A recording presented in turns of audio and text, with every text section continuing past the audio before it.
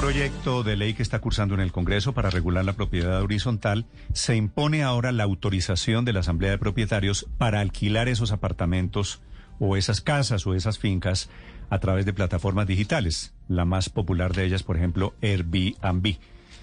Ese artículo ha causado una enorme controversia. Hay gente a la que le gusta, gente a la que no le gusta, que inclusive está diciendo que este es un orangután. El autor de este proyecto es el representante José Jaime Uzcategui del Centro Democrático. Doctor Uzcategui, buenos días.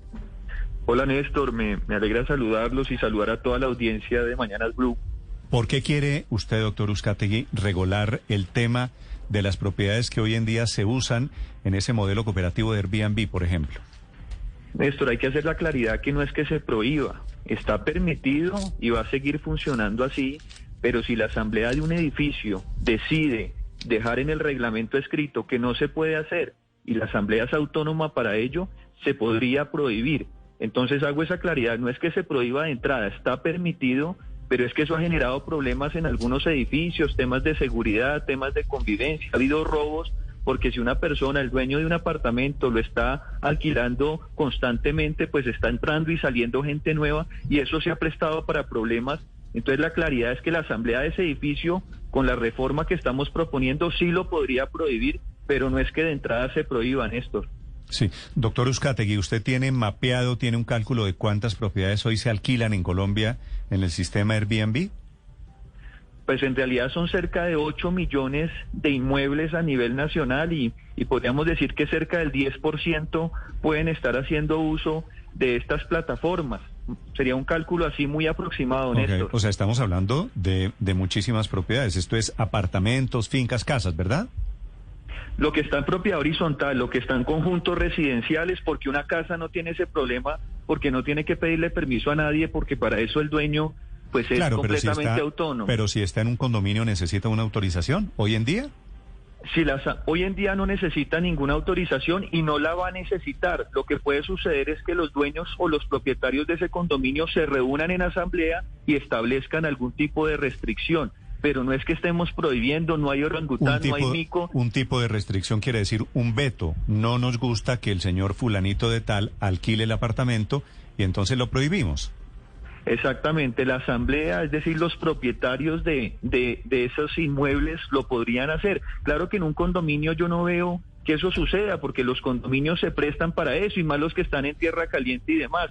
Estamos pensando en esa norma, por ejemplo, en un conjunto de edificios en Bogotá o en alguna otra zona del país, en la que los vecinos estén cansados de que se haga un mal uso de esos alquileres y puedan ellos en reunión de asamblea por voto mayoritario, después de discutirlo, decir, mire, en este caso hay que restringirlo y lo puedan hacer. Seguramente usted y yo conocemos a personas que compran un apartamento, voy a decirle, en Santa Marta o en Barranquilla o en Cartagena o en Cali, donde sea, para alquilarlo a través de Airbnb y tener un negocio. El apartamento por lo menos se paga con el producto de ese alquiler, ¿cierto? Sí, señor. Sí, ¿Qué cambia con este proyecto suyo? No, mire, en principio no cambiaría nada. Hay quienes sí quieren limitar de entrada esos temas y había una propuesta que decía, mire, no lo ponga como usted lo está poniendo, que es la asamblea la que prohíbe y lo tiene que dejar en el reglamento de la copropiedad, sino que supongamos que de entrada siempre va a estar prohibido y es la asamblea la que lo puede autorizar en el reglamento de la copropiedad. Para no afectar a nadie y para que esto siga funcionando como viene, se hizo fue ese planteamiento que le estoy diciendo. La asamblea puede, por razones de convivencia o de seguridad o de cualquier otro tipo, decir vamos a limitar en el edificio esa posibilidad, pero creo que va a ser en casos excepcionales, porque a nadie le gusta que se metan con el uso de su apartamento, porque cada quien es autónomo de hacer lo que quiera, siempre y cuando no afecte a los demás. Es decir, Néstor, que esto va bien, el que tiene su apartamento en Cali lo va a poder seguir alquilando, pero si hay problemas y la copropiedad toma la decisión en una asamblea con todas las formalidades del caso de poner algún tipo de restricción, pues lo puede hacer, porque para eso son dueños del condominio o del conjunto residencial, y si por alguna razón tienen que limitarlo, lo pueden hacer. Pero esa reforma a la ley 675 de propiedad horizontal son más de 80 artículos y hay cosas muy buenas. Y pero yo sí quisiera que nos tomáramos el tiempo de estudiar el proyecto. Sí, pero antes de hablar de los otros temas, doctor Uzcategui, entenderá que la gran controversia se origina en torno a este artículo. ¿Cuáles señor. serían los hechos objetivos, doctor Uzcategui, que podría tener en cuenta una copropiedad o una asamblea de propietarios para limitar o para prohibir que Para un vetar, apartamento, por ejemplo, sea alquilado a través de Airbnb o de otras plataformas? En la práctica es que se reúnen los vecinos del apartamento y dicen no estamos de acuerdo con que se arriende a través Sí. de esos mecanismos. ¿Cuáles serían los estándares objetivos? ¿Cuáles serían los puntos que se deben o no se deben cumplir? O simplemente, si les parece que no se debe hacer, no se debe hacer sin ninguna explicación.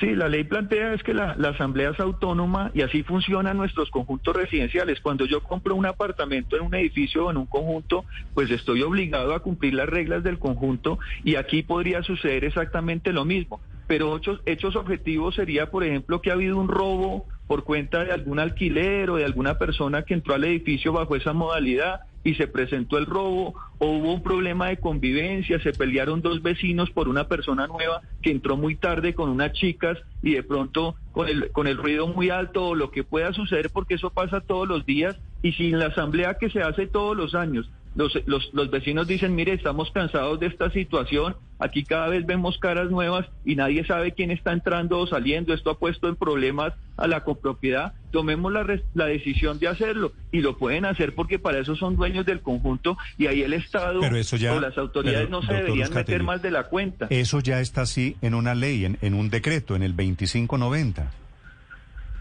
Entonces estamos reafirmando algo que ya existe, pero le estamos elevando a ley de la República y es sano que así sea, Néstor. Pero usted conoce... A mi modo de ver, en realidad no habría ningún problema. ¿Usted conoce este decreto, el 2590?